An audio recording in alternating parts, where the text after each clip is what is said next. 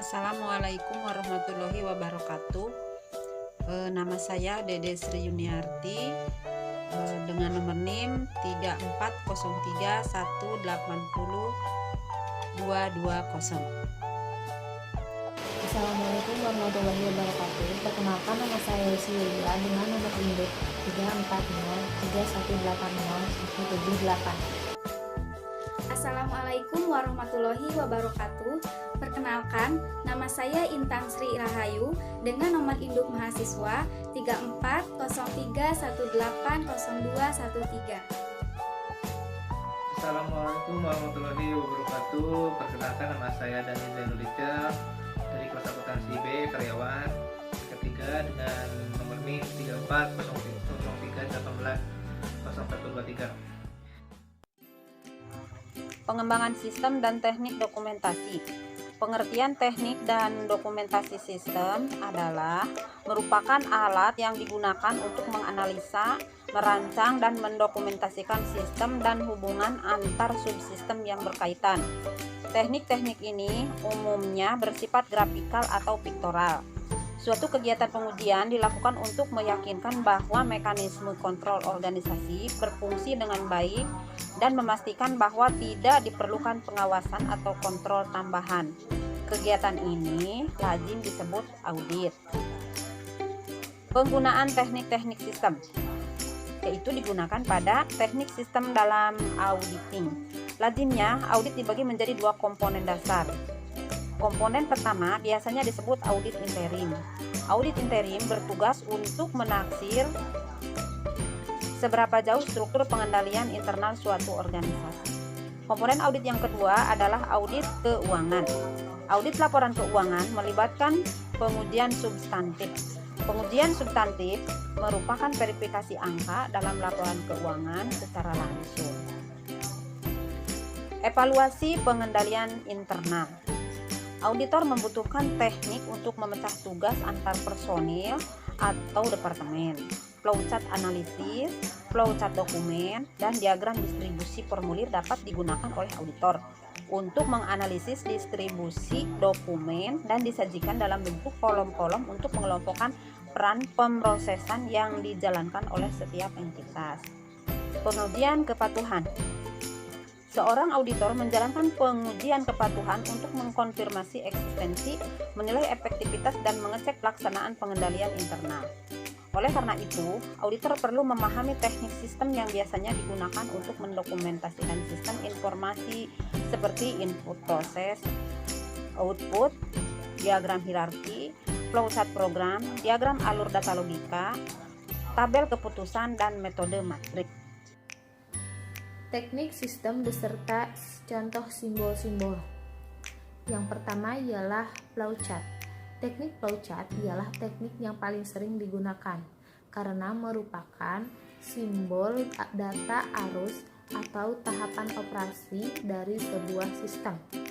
Bagan arus flowchart terdiri dari simbol input-output, simbol proses, simbol garis 2, dan simbol anotasi.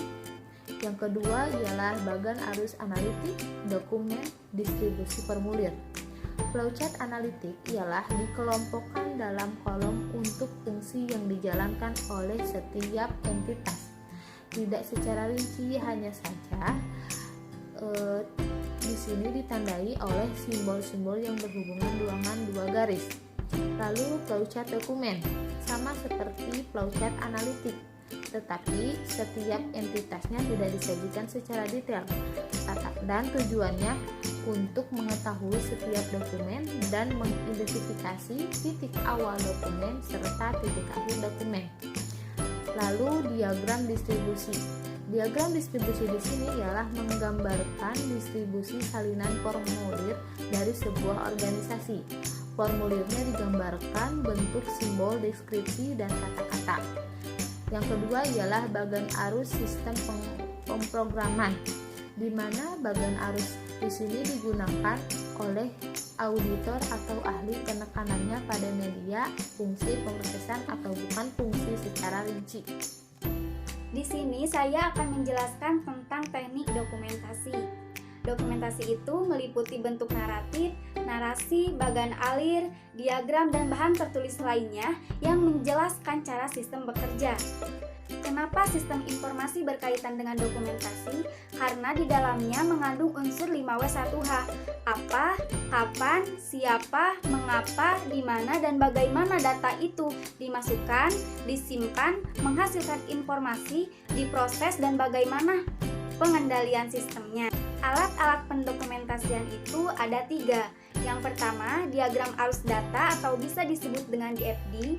Yang kedua, diagram proses bisnis. Dan yang ketiga, bagan alir. Yang pertama, itu diagram arus data atau yang disebut dengan DFD.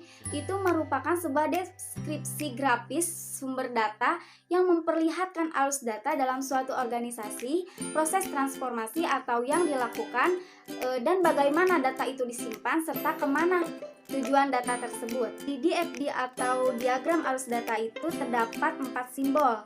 Yang pertama itu ada simbol persegi untuk sumber data dan tujuan data. Simbol ini merupakan orang atau organisasi yang mengirim data dan menerima data. Yang kedua, simbol garis lengkung atau garis lurus dengan panah. Dinamakan arus data, yaitu arus data keluar atau ke dalam proses. Yang ketiga itu proses transformasi. Itu dilambangkan dengan lingkaran, yaitu proses yang mentransformasikan data dari input ke output. Dan yang keempat, 2 garis horizontal, dinamakan penyimpanan data.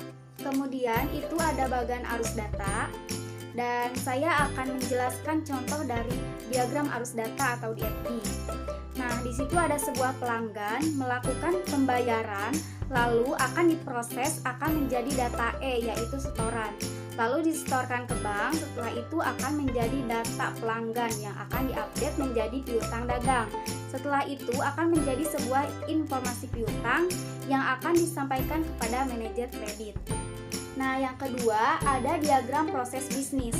Diagram proses bisnis ini merupakan deskripsi grafis dan proses bisnis yang digunakan oleh perusahaan.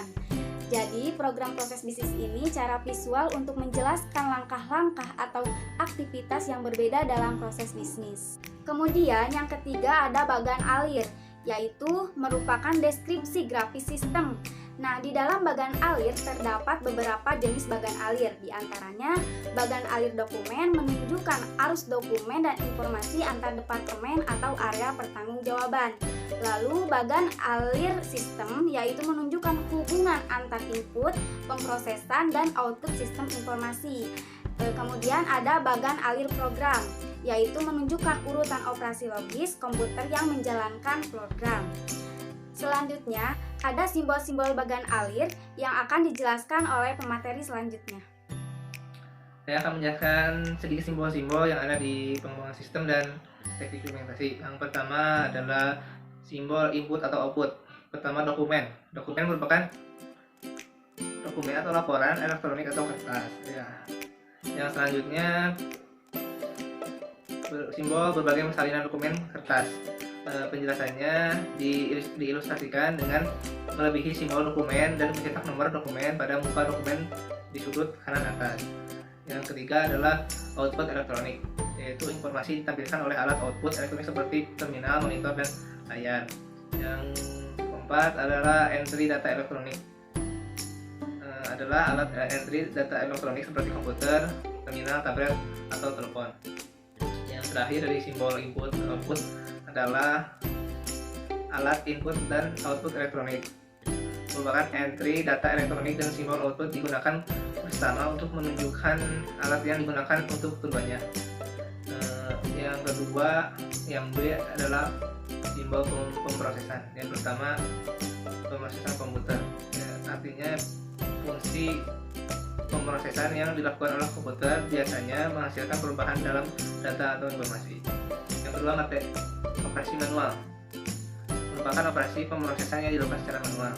Selanjutnya bagian C, yaitu simbol penyimpanan. Di antaranya database, data yang disimpan secara elektronik dalam database. Yang selanjutnya pita magnetis, data yang disimpan dalam pita magnetis, pita yang merupakan media penyimpanan backup yang paling populer.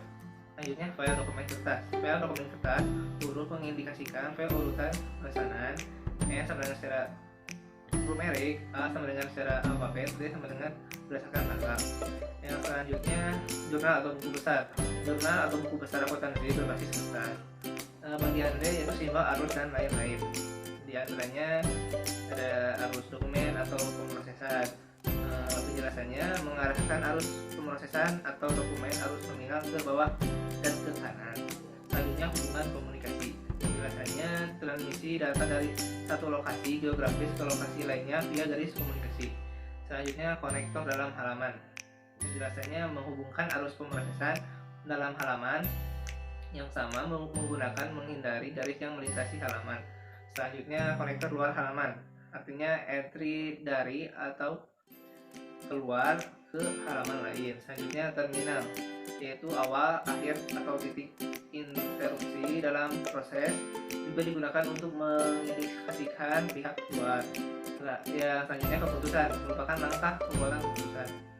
Yang terakhir simbol anotasi atau catatan tambahan, merupakan penambahan komentar restriksi atau catatan penjelasan secara klarifikasi.